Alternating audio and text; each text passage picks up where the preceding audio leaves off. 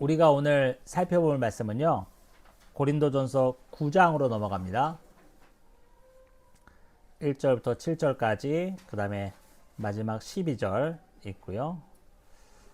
복음을 위한 권리 포기라는 제목으로 말씀을 나누도록 하겠습니다. 교독할까요? 제가 먼저 읽겠습니다. 내가 자유인이 아니냐, 사도가 아니냐, 예수 우리 주를 보지 못하였느냐, 주 안에서 행한 나의 일이 너희가 아니냐.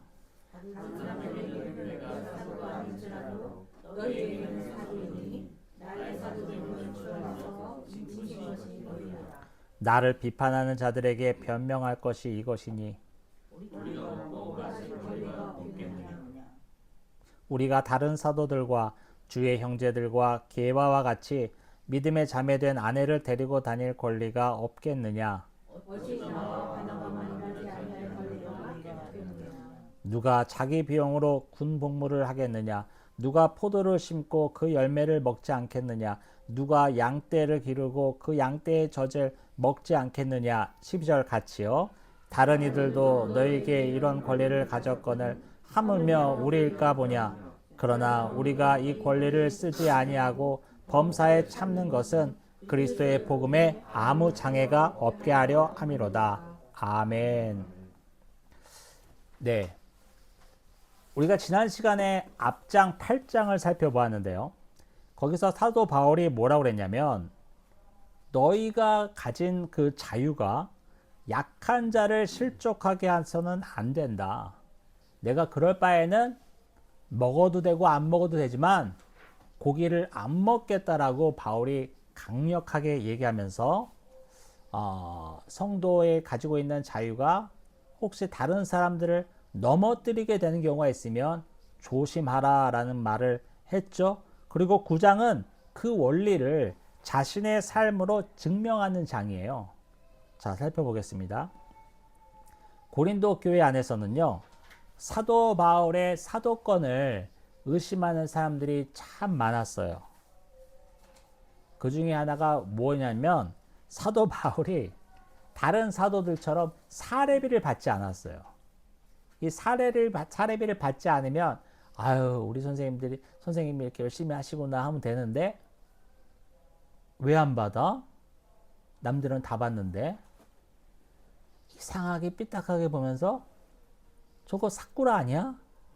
괜히 사도가 아니니까 캥겨서 안 받는 거 아니야? 라는 식으로 오해하는 사람이 생겼단 말이에요. 그래서 사도 바울이 1절에서 내가 자유인이 아니냐, 내가 사도가 아니냐라고 얘기를 하고 있는 거예요. 오늘 본문은 단순히 그 목회자의, 사도의 사례비 문제를 언급하는 것은 아닙니다. 이것은 권리와 복음의 우선순위에 관한 말씀이에요. 우리의 신앙은 하나님의 주권과 복음의 중심성을 잃지 말아야 되는데, 그렇다면 우리에게 묻지 않을 수 없어요. 나는 나의 권리를 붙들고 있는가, 아니면 복음을 붙들고 있는가, 살펴볼 문제입니다. 하나씩 볼게요. 1절을 볼게요. 1절을 보니까 내가 우리 주 예수를 보지 못하였느냐 라면서 바울이 자신의 사도권을 변호합니다. 사도의 자격 중 부활하신 그리스도를 목격하는 것이 포함되어 있거든요. 그래서 바울은 내가 다메섹 도상에서 예수 그리스도, 부활하신 예수 그리스도를 만났거늘 내가 사도가 아니겠느냐라고 말하는 거예요. 제가 몇 번 말씀드렸는데요. 사도 바울은 사도권에 대한 의심을 어딜 가나 받고 있었어요. 왜냐하면 초대교회에서 사도의 요건이 몇 가지 있는데, 제가 세 가지만 말씀드릴게요. 첫 번째 뭐냐면 예수님의 제자여야 돼요. 두 번째, 예수님께 직접 가르침을 받아야 됩니다. 세 번째는 뭐냐면 부활하신 주님을 만나야 돼요. 부활하신 주님을 목격해야 됩니다. 이 세 가지가 가장 주된 사도의 요건인데, 우리가 아는 것처럼 사도 바울은 예수님의 제자가 아니었죠. 벌써 1번부터 땡이야. 그뿐만 아니라 예수를 믿는 사람들을 때려잡으려고 다니던 사람인데 많은 사람들이 사도 바울을 사도로 인정하지 않는 것이 오히려 자연스러운 일이에요. 그 사도 바울은 어딜 가나 자신이 사도라는 것을 이렇게 변호하고 다녔어요. 좀 궁핍해 보이죠? 좀 없어 보이는데 워낙에 사람들이 사도 맞아? 저거 예수쟁이들 쫓아다니는 사람 아니야?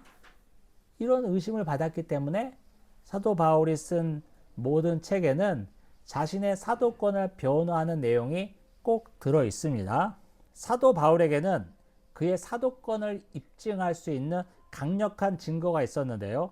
오늘 본문의 2절에 나와 있어요. 너희는 주 안에서 나의 사도됨을 인친 것이라. 뭡니까? 고린도 교회 자체가 바로 바울이 사도임을 강력하게 증거하고 있는 거예요. 그들을 세운 사람이 바울이기 때문에 그래요.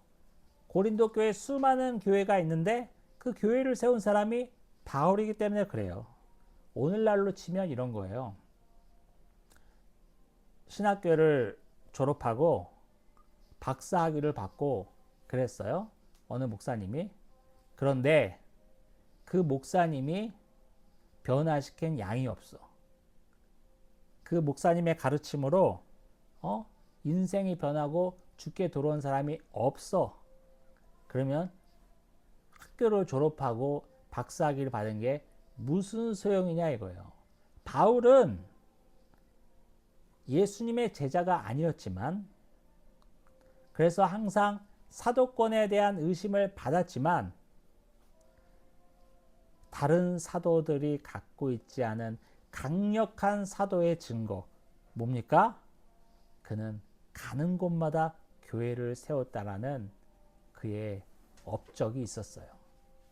그것은 그의 사도권을 의심하지 않을 수 있는 강력한 증거가 되었습니다. 4절 이하에서는 여러분 바울이 뭘 설명하냐면 복음 사역자도 물질적 권리가 있다라고 말하고 있습니다. 그러면서 매우 논리적으로 얘기하는데 첫 번째는 상식의 원리를 이용해서 설명하고 있어요. 7절에 보니까 누가 자기 비용으로 군 복무를 하겠느냐라고 말하고 있어요. 군인은 국가가 먹여 살립니다. 포도원 농부도 자신의 열매를 먹어요. 목자는 양을 키우는 목자는 자신이 키우는 양의 젖을 먹습니다. 노동에는 정당한 보상이 따른다라는 상식의 원리를 말하면서 복음 전도자도 사역자도 사례를 받을 수 있다라고 일반적인 상식의 원리에 입각해서 얘기하고요. 두 번째는요. 유대인들이 그토록 좋아하는 율법의 원리를 거론하면서 설명하는데 9절이에요. 곡식 떠는 소의 입에 망을 씌우지 말라라는 말을 합니다. 이거는 신명기 25장 4절에 있는 말씀인데요. 여러분 곡식 떠는 소는 뭐냐면요. 유대인들 팔레스타인 지방에는 곡식을 추수하고 나면 소가 그걸 밟아서 탈곡을 했다고 그래요. 열매를 빼내기 위해서. 그러면 생각해 보세요. 소가 쫙 마당에 널려져 있는 곡식을 막 밟고 있어요. 그러면 곡식만 밟을까요? 간간히 그 곡식을 먹을까요? 먹겠지. 거기 풀이 달려 있으니까. 그런데 그거를 못 먹게 하기 위해서 지금 곡식 열심히 떨고 일하고 있는 소의 입에 망을 씌우지 말라는 거예요. 그거 먹는 거 아까워하지 말라는 거예요. 그 일하는 소도 하나님이 일한 만큼 먹을 수 있게 놔두라고 말씀하셨는데 하물며 복음 사역자들은 어떻게 했느냐 이 말이에요. 당연히 저들의 수고의 대가로 사례를 받는 것은 당연하다라는 말을 하고 있습니다. 그런데 바울은 또 이어서 설명하기를 11절인데요. 우리가 너희의 신령한 것을 뿌렸은즉 육신의 것을 거두기로 과한 일이냐라고 말하고 있습니다. 복음 사역자는 신령한 복음을 전했습니다. 그러니 정당한 사례를 받는 것이 당연하다. 정당하게 물질적 지원을 받을 권리가 있다라고 말하면서 목회자 사례비는 은혜가 아니라 성경적인 원리라고 바울은 주장하고 있습니다. 그러나 그렇게 주장해 놓고 바울은 뭐라고 합니까? 바울은 그 권리를 사용하지 않았어요. 목회자도 복음 전도자도 마땅히 사례를 받는 것이 당연하나 자신은 그렇지 않았어요. 이 부분이 핵심이에요. 12절인데요. 12절을 함께 읽겠습니다. 12절 시작. 다른 이들도 너에게 이런 권리를 가졌거늘 하물며 우리일까 보냐. 그러나 우리가 이 권리를 쓰지 아니하고 범사에 참는 것은 복음에 아무 장애가 없게 함이로다. 아멘. 자, 바울은 사례를 받을 권리가 없어서 포기한 게 아닙니다. 권리가 있지만 스스로 포기했어요. 왜입니까? 복음이 오해받지 않기 위해서. 참 중요한 말이에요. 당시 순회 설교자들은요, 돈을 받고 사례를 받으면서 복음을 증거하고 성경을 가르쳤다고 합니다. 그러나 바울은 복음이 돈을 벌어들이는 돈벌이로 오해되는 것을 강력하게 경계했어요. 당연한 거고 성경적인 원리에도 맞고 하지만 행여나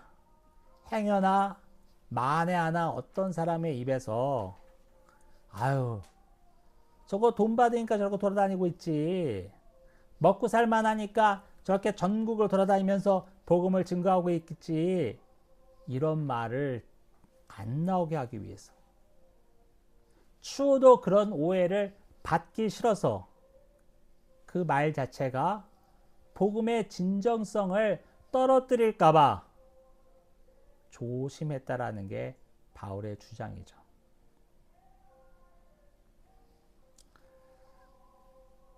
여기서 우리는 핵심적인 내용이 있는데요. 인간의 권리보다 하나님의 영광을 우선순위한 바울의 모습을 볼 수 있고, 나의 정당성보다 복음의 진전을 최우선순위했던 바울의 마음을 읽을 수 있어요. 이게 바로 십자가의 정신이라고 말할 수 있습니다. 나의 정당성, 나의 권리보다는 복음이 한 발 더 전진하는 데 도움이 된다면 나는 아예 사례비를 받지 않겠다 라는 바울의 주장이 나와 있죠. 오늘 말씀을 쭉 보니까 바울은 누구와 닮았습니까? 예수 그리스도입니다. 그리스도는 하늘의 영광을 가지셨고 모든 권리를 가지셨지만 어떻게 했죠? 종의 형체를 입으셨죠. 빌립보서 2장의 말씀입니다. 자기를 비워 종의 형체를 가지사. 바울은 그리스도를 따라 자기 권리를 내려놓은 것입니다. 참된 신앙은 이런 것 같아요. 교리를 잘 알고 성경에 박식하며 교회 문화에 익숙한 것이 참된 신앙이 아니라 자기를 부인하는 것이 참된 신앙이 아닐까 생각합니다. 여러분, 오늘 말씀은요, 아까 말씀드렸다시피 목회자의 사례비의 문제를 언급한 거 아니에요. 오늘 말씀을 통해서 우리 모두가 적용해야 할 점이 있는데 제가 세 가지로 한번 정리해 봤습니다. 첫 번째 뭐냐면요, 나는 내 권리를 주장하는 사람인가? 가정에서도 그렇고요, 교회에서도 그렇고요, 나만 옳다고 내 말이 맞다고 주장하는 사람들이 참 많아요. 그래서 내 뜻이 관철되지 않으면 못 견뎌. 그러다 보면 어떤 일이 생깁니까? 뒤에 가서 사람들 이간질하는 거예요. 자기 아까 봤어? 아니 뭐 재직회의 때 아니 내가 얘기를 했는데 김 집사 뭐야? 그 사람 꼭 그렇게 나가대. 조금 내 뜻이 관철되지 않으면 어떻습니까? 내가 아무리 옳아도, 내가 아무리 정당해도 교회를 무너뜨리는 말이라면 하지 말라는 게 오늘 바울의 가르침 아니에요. 두 번째, 저와 여러분은 복음을 위해서 무엇을 내려놓고 있습니까? 우리 자존심을 내려놓고 있습니까? 내 시간과 물질을 내려놓고 있습니까? 내 체면을 포기할 수 있을까요? 어렵죠. 저와 여러분은 작은 손해도 싫어하고, 요즘 말로 하면 극혐하고, 어떻게든 그 손해를 안 보려고 피해 가려고 노력할 겁니다. 그러나 명심하십시오. 십자가는 가장 큰 손해를 자발적으로 선택한 사건입니다. 세 번째, 공동체를 위해서 저와 여러분은 나를 절제하고 있을까요? 나를 죽이고 있을까요? 교회는 권리투쟁의 장이 아닙니다. 교회는요, 십자가를 배우는 학교예요. 성숙은 얼마나 많이 누리냐가 아니라 얼마나 기꺼이 내려놓으냐의 문제입니다. 여러분, 우리 주님은 당신의 권리를 주장하지 않으셨습니다. 우리를 위하여 자신을 기꺼이 내어주셨습니다. 그 십자가 앞에서 우리는 이렇게 고백해야 합니다. 주님, 제 권리를 붙들지 않게 해 주시옵소서. 복음을 붙들게 하여 주시옵소서. 옳은 사람이 되기보다는, 정당한 사람이 되기보다는 복음에 유익한 사람이 되게 해 주시옵소서. 우리의 자존심보다 주님의 영광을 더 사랑하는 우리 모두가 되어야겠습니다. 권리를 주장하는 우리가 아니라, 우리의 정당성만을 주장하는 우리가 아니라 복음의 진전을 이루는 것이라면, 복음의 의미를 전파하는 것이라면 내 주장을 조금 꺾고, 내 권리를 조금 꺾고 복음을 최우선순위에 놓을 수 있는 은혜가 저와 여러분의 있기를 주님의 이름으로 간절히 축원합니다. 아멘. 기도하겠습니다. 아버지 하나님, 사도 바울이 권리가 없어서, 정당성이 없어서 사례를 받지 않는 것이 아니라 행여나 만에하나 살해받는 문제 때문에 복음이 퇴색될까봐, 복음의 진전에 제동이 걸릴까봐 조심했다는 내용을 살펴봅니다. 아버지 하나님, 연약한 우리지만 우리도 복음을 최우선순위에 두고 내 권리를 포기하며, 복음이 더 진전될 수 있다면, 복음이 더 전진할 수 있다면 자아를 죽이는 우리 모두가 되게 하여 주시옵소서. 예수님의 이름으로 기도합니다. 아멘.